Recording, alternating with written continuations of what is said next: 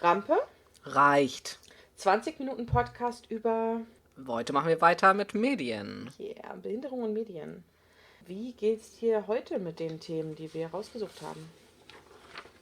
Ja, ich bin aufgeregt. Wir reden über einen Film, den ich noch gar nicht gesehen habe und gucken uns einen Trailer an. Dann sprechen wir über eine meiner absoluten Lieblingsserien und dann über schlechte Repräsentation von Autismus. Auch ein Lieblingsthema. Voll, genau. Und wir haben uns wieder 3 Sachen rausgesucht. Diesmal einen Spielfilm und 2 Serien, die es auf Netflix gibt. Und es wird wieder keine Empfehlung geben, wobei die letzte Sache, die wir besprechen, eine Empfehlung ist. Genau. Also ihr könnt euch gerne die anderen Sachen auch angucken, aber die Sache, die wir wärmstens empfehlen, wenn ihr auch wieder sowas Nices gucken wollt mit so, es geht einem gut und alles ist schön, dann Die letzte Sache. Genau. Verraten wir nicht. Ich würde dir jetzt gerne was zeigen. Und ich mache es jetzt mal an. Los geht's. Und welche Motivation haben Sie? Geld verdienen. Ich mag die Gegend hier. Ich mag behinderte Menschen sehr. Ich brauche 3 Absagen. Ist fürs Arbeitsamt. Ich verstehe, Sie brauchen das Geld. Haben Sie keine anderen Ziele im Leben? Doch, habe ich. Ein Ziel gucke ich gerade an. Und das ist sehr motivierend. Genau. Aha. Das ist der Trailer zu The Untouchables, ziemlich beste Freunde. Beschreib mal, was wir gerade gesehen haben. Ja, es wurden mehrere Leute interviewt und ein Mensch saß so im Rollstuhl, also gehe ich davon aus, dass es um irgendwie eine Art von Assistenzsituation ging. Und dann sind alle weiß, außer der Letzte, der interviewt wird, ist ein junger, darkskin schwarzer Mann. Und der wird sofort dargestellt als irgendwie, ja, wie ihr vielleicht gehört habt, irgendwie er braucht eine Absage fürs Arbeitsamt, also ist er halt nicht irgendwie motiviert zu arbeiten. Und dann beäugelt er irgendwie die weiße Frau. Genau. Wir gucken mal weiter. Ich bin bereit, Sie für einen Monat zur Probe einzustellen. Ich wette, Sie halten keine 2 Wochen durch. Was hat die Szene gerade mit dir gemacht? Oder was haben wir gerade gesehen? Vielleicht magst du kurz sagen. Offensichtlich ist dieser Mann im Rollstuhl sehr reich, weil das Haus irgendwie aussieht wie ein Palast und der schwarze Junge kommt dann halt dahin und ist so völlig beeindruckt von dem Luxus. Und wirft sich so aufs Und Bett wirft- mit ja, Schuhen genau. an. Und Genau. Also kann sich auch offensichtlich nicht Nee, benehmen in solchen natürlich, Kontexten. ja. Zufrieden, Madame? Hey, Achtung! Oh, Scheiße, das vergesse ich dauernd. Hier. Guten Appetit. Ey. Entschuldigung. Alle machen sich Sorgen. Ach je. Ja, hier wurde dann gezeigt, wie der Assistent, sage ich jetzt mal, mehrere Fauxpas, also irgendwie Sachen falsch macht. Ja. Weiß ich auch nicht ans Telefon geht oder zu spät. Und dann, als er Den nicht vorhandenen Hintern. den nicht, dann, genau, dann will er seinen Assistenznehmer beim Essen assistieren und tut ihm dann die Gabel quasi ins Auge, weil er irgendwie den Hintern von seiner Frau angucken muss. Genau. Und er ist halt so unkontrolliert in seinem Mannsein, in Ja, seinem schwarzen ja, Mannsein. natürlich dass kann er nicht irgendwie sich auf seine Aufgabe konzentrieren, sondern muss sich irgendwie... das leere Kleid angucken. Ja, genau. Und gerade du müsstest vorsichtig sein. Die Jungs aus der Vorstadt kennen kein Mitleid. Das ist genau das, was ich will. Kein Mitleid. Die Szene finde ich super interessant. Also wir Ja. sehen 2 Männer, die 2 weiße reiche Typen, die sich über den schwarzen Assistenzgeber unterhalten. Und der Kumpel von dem Behinderten oder keine Ahnung, was weiß ich was, sagt irgendwie, du musst irgendwie vorsichtig sein bei denen aus der Vorstadt. Und er sagt, weil die kein Mitleid zeigen, und er sagt, genau das will ich. Und das ist das, womit viel argumentiert worden ist, warum der Film angeblich nicht rassistisch ist, weil der Typ ihn ja trotzdem engagiert und so. Aber das Ding ist, das ist immer mein Argument, mit schwarzen Leuten schlafen, schwarze Leute anstellen, war nie was Antikoloniales. Das war die koloniale Struktur. Ja, das gehört ja die ganze Zeit dazu. Und er stimmt ihm ja zu. Ja, die zeigen kein Mitleid. Also er sagt ja nicht, nee, der ist total, Nett und toll. genau, Und ich mag den. voll, genau. Sondern er ich will kein Mitleid und deswegen Stell stelle ich ihn jetzt schwarz ein. schwarz an, weil er ja gar nicht irgendwie empathiefähig ist. Das wird ja damit gesagt. Genau. Das heißt, wenn Sie rote Ohren haben, sind Sie erregt? Und manchmal sind Sie morgens, wenn ich aufwache, so sogar ein bisschen steif. Alle drei? Erektionswitz. Das lehne ich ab. Ich trage sie doch da hinten nicht ein wie ein Gaul. Was haben wir denn hier Schönes? So leid es mir tut, wir müssen pragmatisch denken. Pragmatisch? Das ist der Wahnsinn. Genau, beschreib mal kurz, was passiert ist. Ja, der Millionär hat mehrere Autos, aber die müssen natürlich das große Auto, wo der Rollstuhl reinpasst, nehmen. Und dann sagt der Assistent, nein, ich will dich nicht da reinstopfen irgendwie in dieses Auto. Und sieht dann, dass er so ein fancy, weiß ich nicht, Porsche oder irgendwas hat. Und dann sehen wir die beiden in diesem tollen Porsche sitzen und der Assistent ist super, super aufgeregt und will dann ganz schnell mit dem Auto fahren. Also da geht's halt auch um so. Das Wilde, das Unpragmatische, wie auch gesagt Genau, wird. dem muss pragmatisch sein, aber nein. Das geht halt nur mit einer nicht weißen Person, die wild und unpragmatisch und unempathisch und Ja.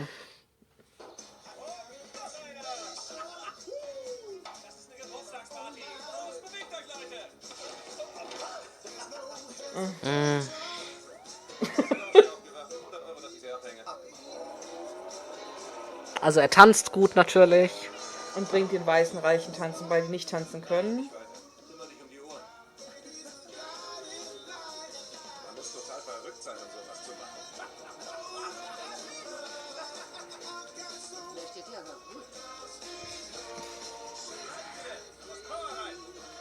Genau, die Szene fand ich auch spannend. Also alles, was mit Empowerment für den behinderten Typen zu tun hat, besteht daraus, dass er Geld ausgibt Ja. und dem schwarzen Typen Sachen kauft, sowas wie einen Anzug. Mhm.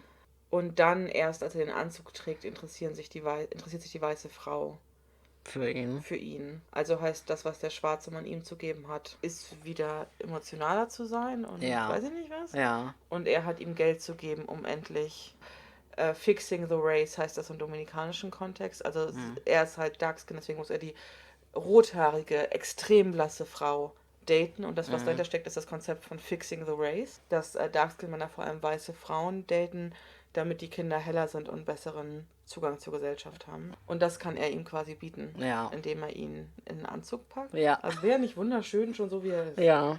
Stundenkilometer, ist das das Maximum?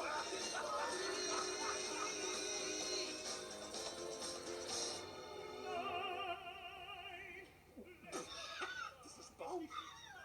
Ein Baum, der singt.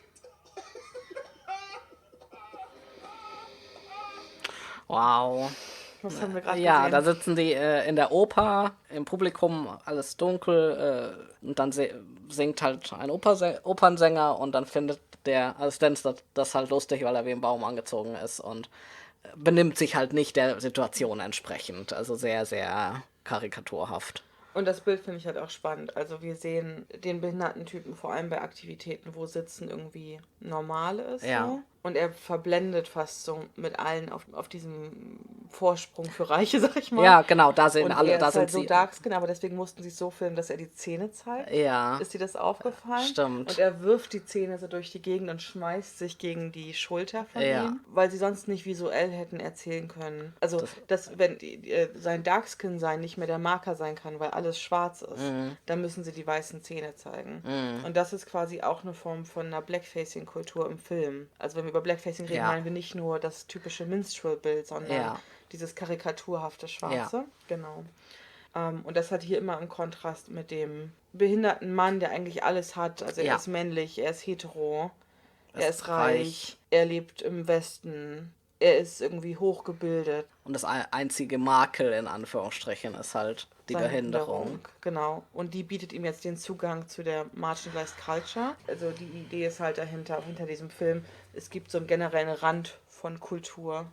Und alle, die sich an diesem Rand der Marginalisierung bewegen, sind eigentlich fast gleich. Das war ziemlich beste Freunde. Das ist aber das wirkt wie ein so unglaublich schrecklicher Film und ich bin froh, dass ich den noch nicht gesehen habe. Ja, mir hat den weißer Boyfriend gezeigt mit dem Ding von, den können wir doch zusammen gucken, weil da geht es um Schwarze auch. Oh je, nee. Das war kein schönes Date. Nee, das glaube ich. Ja, Vor allem, wo es so viele tolle Filme gibt, die tatsächlich das erfüllen könnten. auf jeden Fall. Dann als nächstes geht es um eine Serie und du hast sie gerade geguckt. Erzähl mal. Ich habe mich sehr lange irgendwie davor gewehrt, diese Serie zu gucken und dann war ich gelangweilt und habe das dann doch gemacht. Es ist eine Serie auf Netflix, auch eine Netflix-Produktion. Die Serie heißt Atypical, also atypisch. Und es geht um einen autistischen jungen Mann, Ja. der gerade seinen Abschluss macht. Also es gibt 3 Staffeln und ich glaube, die ersten 2 geht er noch zur Schule und in der dritten geht er dann zur Uni und die Serie hat viel, Das ist so ein weißer autistischer. genau, die Familie ist weiß. Und die Serie hat also viel Kritik bekommen, da der Hauptdarsteller, also der diesen autistischen Jungen darstellt, selber nicht Autist ist. Aber ein Nebencharakter, der seinen besten Freund spielt, der Charakter ist nicht autistisch, aber wird von einem Autisten gespielt. Ich bin das macht mich schon, also überhaupt das zu erklären, ist irgendwie für mich schwierig. Und ich verstehe es nicht. Ja, und die Darstellung ist halt. Natürlich gibt es Autistinnen, die so sind. Ja. Weil es halt Autistinnen gibt in jeder Facette von Leben. Aber es Ja. ist halt sehr, die Serie heißt Atypical und ich finde die Darstellung sehr typisch. Es ist so wird Autismus dargestellt. In jedem Bild. Erstens ist es ein weißer Junge. Zweitens ist er in einer Sache super gut. Drittens ist er irgendwie spätpubertär, das wird so dargestellt, was Ja. ich auch fragwürdig finde. Ja, ach, dass ein ich hasse Junge, das. der mit 17 erst Sex haben möchte, schon als Spätblümer und spätpubertär dargestellt wird. Nicht schön. Dann gibt es natürlich die Rolle der Mutter, ist natürlich so ein Autism-Mom. Controlling as fuck. Der Vater ist der Layback-Feuerwehr-Typ. Irgendwie der nette Typ, so. Also die einzigen 2 guten Charaktere ist, finde ich, halt der Freund, der ein of Indian Descent Typ ist, Der mit seinen Mitbewohnern lebt. der mit seinen Mitbewohnern lebt, nämlich seinen Eltern, aber er ist ja erwachsen, also sind das seine Mitbewohner.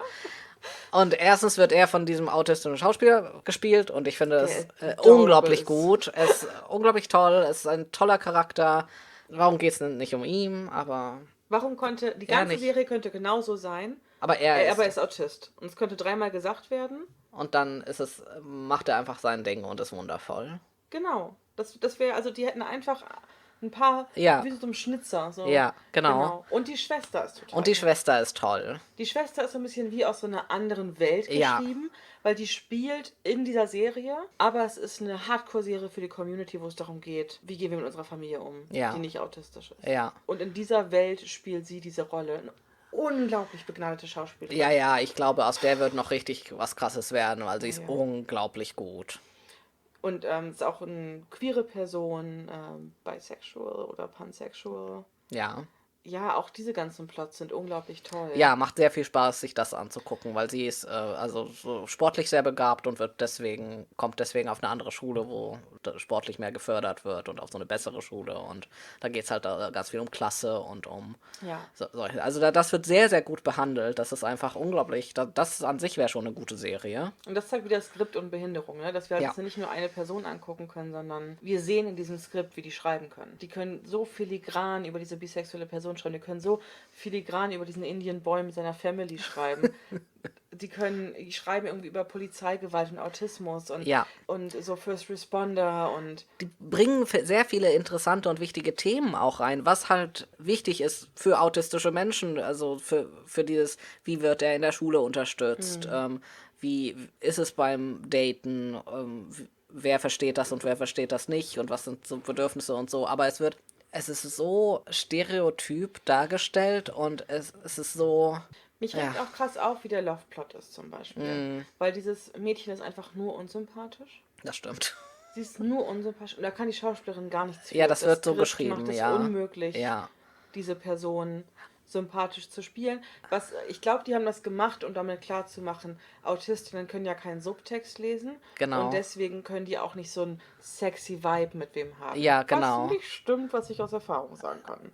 Und das ist so seltsam, dass quasi gesagt wird, also sie hat irgendwie so OCD oder Also sie ist sehr so controlling. Controlling, aber sie Ja. hat halt irgendwie eine Neurodivergenz. Und er ist dann oft sehr überreizt durch sie. Genau, und das ist ja irgendwie auch an sich eine interessante Geschichte, aber die haben halt überhaupt keinen Vibe miteinander. Ja. Und wenn ich eine Teenie- oder Coming-of-Age-Story gucken möchte, dann will ich doch, dass die miteinander viben. Das ist Ja. doch das Wichtigste, Das ist das- der ja, Kern. genau, Dass genau. man denkt, oh mein Gott, Ja. yay. Und das klappt halt gar nicht. Also die haben einfach, ich verstehe ehrlich gesagt nicht mal, warum die Zeit miteinander verbringen.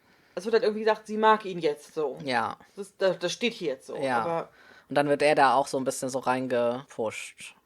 Ja, aber da, wo auch so gezeigt wird, als ob es nicht möglich wäre, als autistische Person sich zu verknallen, sondern das muss erst kommen, wenn eine andere Person das so einem sagt. Und das hat mir auch gar nicht gefallen. Und er war so super obsessed mit seiner Therapeutin. Das fand ich auch sehr eklig. Ach, komische, also sehr, und das ist eben dieses, wenn wir über Scriptwriting reden, das sind Choices, das sind Entscheidungen. Und diese ganzen Entscheidungen, irgendwo sitzt so ein Team und schreibt das und das sind alle diese Sachen waren Entscheidungen. Und es ist einfach, ich kann es nicht nachvollziehen, dass diese Sachen Entscheidungen sind in dem Schreibprozess. Ja. Aber dann wird gleichzeitig diese Schwester geschrieben. Die so unglaublich toll geschrieben Ich ist. verstehe das Auch nicht. diesen Boyfriend, den sie hat. Oh und der ja, ist dann lower oh. class, aber he's adorable. Oh, amazing. Also endlich mal eine Person, die ihre Queerness findet, dann rausfindet, ich mag diese andere Person, Ja. aber trotzdem bei dem Boyfriend bleibt und merkt, ach, du passt ja trotzdem. Das ist ein bisexueller Plot, Ja. den wir fast Oh, nie lesen. Ja. Also sie hat dann auch quasi einen Female Crush und Ja.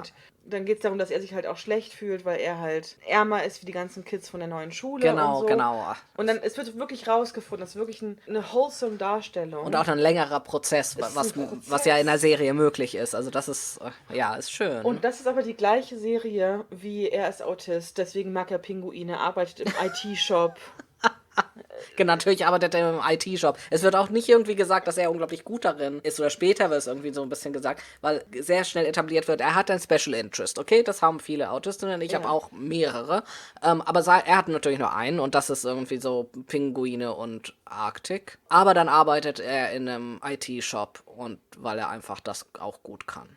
Das macht Aber überhaupt eigentlich keinen macht er auch nie was damit. Das macht, ja genau, deswegen macht das überhaupt keinen Sinn. Das ist so seltsam. Und es geht halt auch, also zwei Sachen, über die wir noch kurz reden können, ist, dass es ja auch zwei Gruppen gibt. Es gibt einmal die Gruppe der Eltern, die sich treffen. Ja. Magst du da kurz was zu erzählen? Genau, die Mutter geht zu so einer Selbsthilfegruppe, wo eigentlich nur Mütter sind. Und das sind halt so Autism-Moms, also einfach so überkorrekte, die sagen, mein Lieblingsthema, dass die dann immer so sagen, du darfst nicht sagen, dass jemand autistisch ist, sondern muss immer sagen, a person with autism. Also Person mit Autismus statt Statistische Person, also dass diese Art von People oder Person First Language, also dass dass sie davon ausgehen, dass das irgendwie respektvoller ist, aber genau, also dass die sich da die ganze Zeit treffen und über ihre Kinder reden, so sehr gruselig.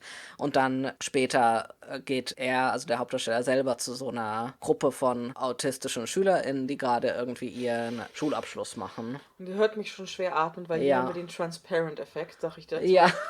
Die Hauptperson ist nicht autistisch besetzt. Der Nebencharakter ist Autist. Und diese gesamte Gruppe besteht auch aus Autistinnen. Ja, also sehr offensichtlich auch. Die zeigen uns auch noch, dass sie ständig Autistinnen finden zum Schauspiel. Ja, genau, das ist halt nicht das scheint nicht das Problem zu sein, aber vor allem wie auch die Leute in der Gruppe dann dargestellt werden, glaube ich, dass die alle zu autistisch sind, um also dass die Leute, die das machen, denken, die sind zu autistisch, um so eine Hauptrolle zu spielen. Ich denke, wir gucken oft auf diese Medaille von, ist das schwierig für die Spielfilmfirmen oder Serienfirmen, das zu produzieren. Dazu gab es in Deutschland in den 90ern einen sehr großen Diskurs, aber das können wir vielleicht irgendwann anders nochmal besprechen. Es gibt aber nochmal die andere Seite der Medaille, und zwar tatsächlich der Medaille. Ich gucke nochmal die Zahlen nach, aber ich glaube, es war 1/3 der Oscars, die vergeben worden sind in der Hauptrolle, wurden vergeben, weil jemand eine behinderte Person gespielt hat. Ja, da fallen mir sofort mehrere ein. Genau, und das ist einfach eine kontinuierliche Zahl. Also wenn du in Hollywood arbeitest und dir ein Oscar wichtig ist, spiel eine behinderte Person oder besetze eine behinderte Rolle mit einer ableisierten Person. Genau. Und das ist halt was da mit drinne steckt, ne? Also das wird für diesen Darsteller von dieser Rolle ein großes Sprungbrett sein. Während niemand sich an die Nebencharakter erinnern wird. Das ist so ein bisschen dieser komische Nachgeschmack dieser Serie. Es sieht schön aus, können offensichtlich schreiben. Die können schreiben. Und das finde ich, das nehme ich denen wirklich übel. Ja. Sie entscheiden, das so zu machen und die hätten die ganzen Möglichkeiten gehabt, Ja. die Rahmenbedingungen gehabt, das anders zu machen. Und sie haben es nicht. Und das ist wirklich eine Unverschämtheit.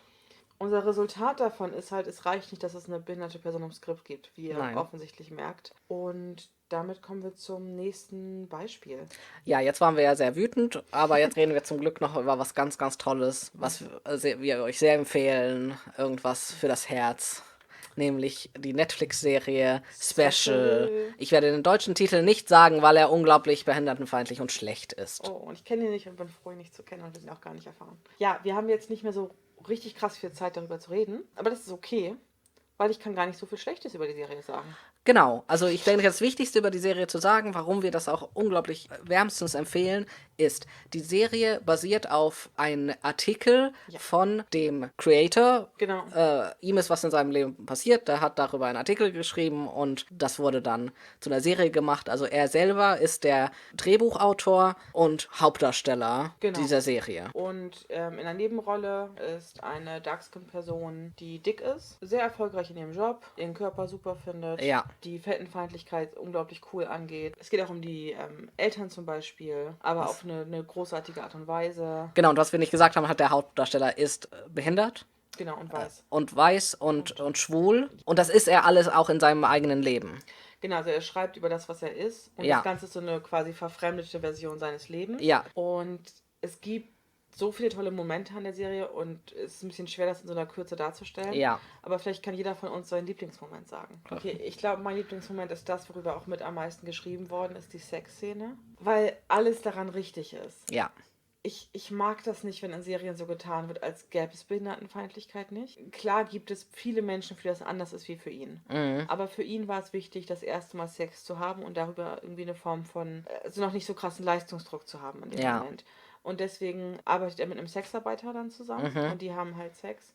Und unabhängig von Behinderung, es ist einfach toll, so eine Szene zu sehen. Ja. Es ist kein gewaltvoller Sex. Es ist nicht, dass ich irgendwer gegen Wände schmeißen muss, was irgendwie so ein Problem und gegen Zäune am Hafen, was irgendwie Teil schwuler Kultur zu sein scheint in Filmen, dass das sehr wichtig ist. Ja. Sondern die haben einfach schön Sex miteinander und es ist ein wichtiger Moment für ihn und das ist toll. Ja, die Szene ist wirklich sehr, sehr toll. Also das ist einfach, was für ein Fingerspitzengefühl da bei dem Screenwriting ist. Aber es macht halt Sinn, weil es ist jetzt nicht, es ist teils autobiografisch und halt die Entscheidungen, wenn wir jetzt über Entscheidungen in einem Skript reden, die Entscheidungen wurden halt von ihm selber. Jetzt weiß ich den Namen gar nicht, das ist irgendwie ein bisschen. Aber wir schreiben es euch rein. Mir fällt jetzt tatsächlich nicht ein, es ist eine Weile her, dass ich die Serie geguckt habe, was mein Lieblingsmoment ist. Ich könnte auch die Sexszene sagen, aber ich glaube, ich sage einfach alles. Wenn ich anfange an diese Serie zu denken, muss ich halt wirklich an ihn denken. Also die Serie ist so queer, die Serie ist so unapologetically real. Ich mag alle Charaktere. Eins meiner Lieblingsstorylines ist tatsächlich die Mutter. Hier wurde eine Entscheidung getroffen, auch eine Mutter zu zeigen, eine Mutter von einem behinderten Kind, obwohl das Kind jetzt erwachsen ist. Ja, wie sie so ist, weil sie ist natürlich eine Mutter von einem behinderten Kind, aber sie ist nicht nur das. Genau. Und das finde ich unglaublich wichtig zu zeigen, weil sowas kommt auch fast nie vor. Und das sagt halt oft dann aus, eigentlich ist es doch furchtbar, ein behindertes Kind zu haben, weil das wird dann aus einem. Genau. Und das macht die Serie aber Nö, gar nicht. Sie ist so unglaublich glücklich, damit die Mutter von diesem Menschen zu sein. Das ist so. Ja, und er ist ja auch einfach ein toller Sohn. Ja, so. genau. Genau. Ja, also das ist unsere Empfehlung quasi. Wärmste Empfehlung. Schaut Special. Schaut nicht ziemlich beste. Und schaut wirklich nur mit Vorbehalt. Atypical. Versucht einfach schreiend euch wegzudrehen. Ja. Wenn es um Autismus geht und genießt die queeren Sachen. Genau. So machen wir es. Ja, wir können euch anbieten, dass ihr uns folgt auf verschiedenen Plattformen, aber wir brauchen auch vor allem Unterstützung ab und an. Und falls das für euch okay ist, dann könnt ihr das machen über Patreon. Da könnt ihr einen Betrag auswählen. Oder ihr macht das ganz klassisch über Überweisung. Geht auch ein Dauerauftrag, sehr gerne. Die IBAN findet ihr unten. Oder per PayPal an rampereicht@gmail.com. Das ist auch unsere E-Mail-Adresse. Dort könnt ihr uns Fragen, Themenwünsche und so weiter schicken. Die nächste Folge gibt es in 2 Wochen. Und ihr erfahrt das über YouTube und über unsere Twitter-Accounts und über Facebook. Und über Instagram, da Genau. haben wir ja auch einen Account. Da könnt ihr uns direkt folgen, @rampereicht. Ich bin schwarzrund und ihr findet mich überall als @schwarzrund. Ich bin Simotier und ihr findet mich überall als @simo_tier. Wir sind Genervt von ziemlich beste Freund. Autistisch, Verrückt. behindert, Pansexual. bisexual, Krank. migriert. Und dieser Podcast? Ist es auch.